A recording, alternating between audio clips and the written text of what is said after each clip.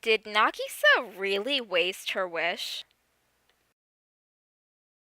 So I was watching Madoka Magica again, and I was thinking about how symbolic it was that Charlotte started waking up right around the time Mommy was trying to convince Madoka to use her wish for a cake, since that's what Nagisa wished for.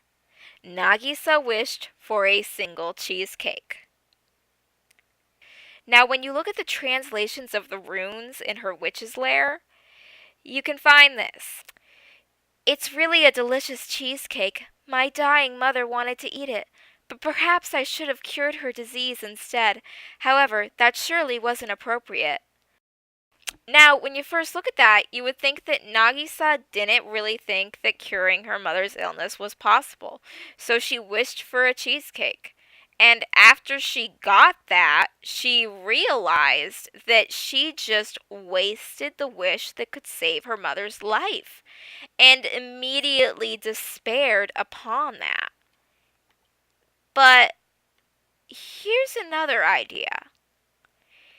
You see, in Kazumi Magica, they had a very big theme about how they shouldn't use their wishes to fulfill their dreams, but to help them on their path to fulfilling their dreams. Like how one of the girls wanted to be a famous author, but instead of just wishing to become a famous author, she instead wished to meet an editor who would see her talent and treat all of her works with care. That would help her with her dream, but it wouldn't fulfill it. Michiru had a sick grandmother, and her grandmother didn't have a long time left to live. So Michiru used her wish to bring back the grandmother she knew for what time her grandmother had left in her life. Her grandmother wouldn't be bedridden or put on life support. Her grandmother would be able to walk around freely and talk to Michiru and teach her how to cook, and they could have this wonderful time together before it was her grandmother's natural time to die. Kyubei pointed out that they could cure her disease and extend her life, but Michiru refused that because she didn't want to go against her grandma's wishes. And Michiru was happy with that. She was happy she got to spend the day with her grandmother talking and learning how to make strawberry risotto. She was sad her grandmother was gone, but her grandmother lived a full life and accepted her death. She knew her grandmother wouldn't want to be extended by some magic. So she had to consider what her grandmother would have wanted too. It's possible that Nagisa could have done that. You see, the line says that it wasn't appropriate.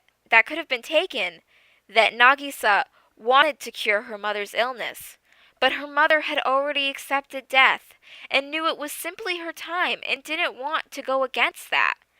So Nagisa instead used her wish to have a really nice cake with her mother. She could have followed Michiru's philosophy, and she could have been happy with that. It's entirely possible that the reason she despaired and became a witch was because, well, she's an elementary school student. It's so unfair to put the expectations of fighting witches on an elementary schooler's shoulders, especially since she was by herself. Nagisa could have been happy with her wish and not regretted it for a second, and spent her days fighting witches and doing her best before eventually she just couldn't keep up and didn't have any grief seeds left. It's an alternate interpretation of her character, and I'm really curious for when we find out more about her. I mean, in Rebellion, when she showed up, she seemed pretty cheerful. She didn't seem to have any laments about this world, any regrets like Sayaka did. Sayaka regretted leaving Kyoko behind, but Nagisa didn't seem to have any. She just wanted to eat cheese again. There is a mention of her weapon signifying how she should have been more greedy and wished for more, implying she does regret it. But that might not mean she regretted her wish to have a cheesecake with her mother. It could have just been that she regrets not wishing for more food. Hope or despair? The tragic girl who wasted her wish and lost her mother as a result? Or someone who respected her mother's wishes and understood that when it's your time, and accepted that? We know so little about Nagisa, and I'm so excited to learn more about her.